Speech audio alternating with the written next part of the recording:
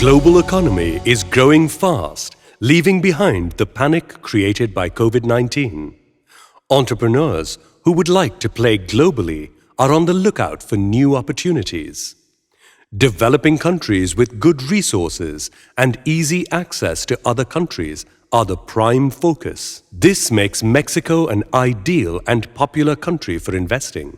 Mexico is one of the most popular destinations for foreign direct investment, FDI, in Latin America, witnessing $29 billion of FDI inflow in 2019. The country's status as a prime investment destination is bolstered by its geographic position, being the gateway between Latin America and the major economies of the United States and Canada, with the former being the prime destination for Mexico's goods. On May the 30th, 2023, Mexican Ambassador to India, His Excellency Federico Salas Lotfe, opened the door of Mexican economy to Keralites by appointing Honorable Manikandan Surya Venkata as Trade Commissioner to the Latin American Caribbean Trade Council. I think there's a lot of things where we can benefit from each other, that we can learn from each other,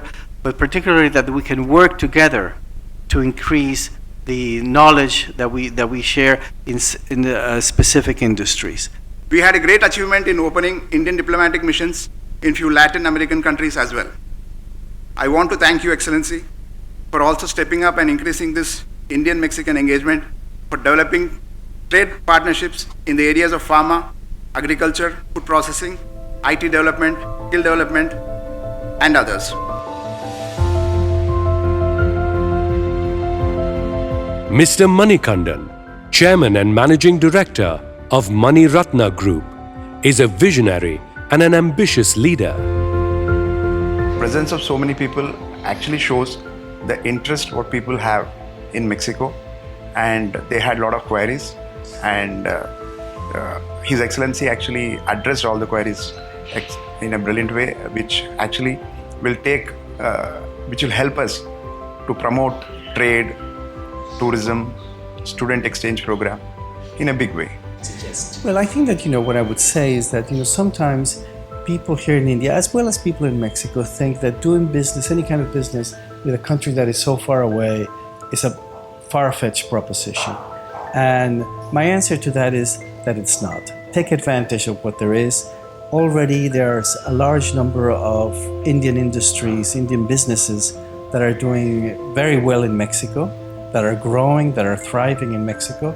So it's not a question of just me telling you this, but you have the experience of large companies like Tata, Mahindra, many UPL, Uflex, etc., that are based in Mexico, and not only those big ones, also like smaller companies that have come to Mexico and are doing very well. So, in other words, what I'm trying to say is, don't be afraid. There is an opportunity. Mexico provides an enormous opportunity for any business to thrive and to grow. We are a country that, even though we're only 1/10 the population of India, but it is very dynamic. It's growing at a healthy pace. We are members of the North American Free Trade Zone, and with a network of free trade agreements that we have around the world, we have a reach to a large number of people, almost equivalent to the population of India. So there's enormous opportunities to take advantage there, and I think that those that take the risk and go there are going to be rewarded in a very positive way. Strong diplomatic ties between Mexico and India make Mexico a favorite to Indian investors. High potential for cross-border investment. Opportunity for cultural exchange and collaboration. Mexico is a strategic location for accessing the North and South American markets. It has free trade agreements with over 50 countries.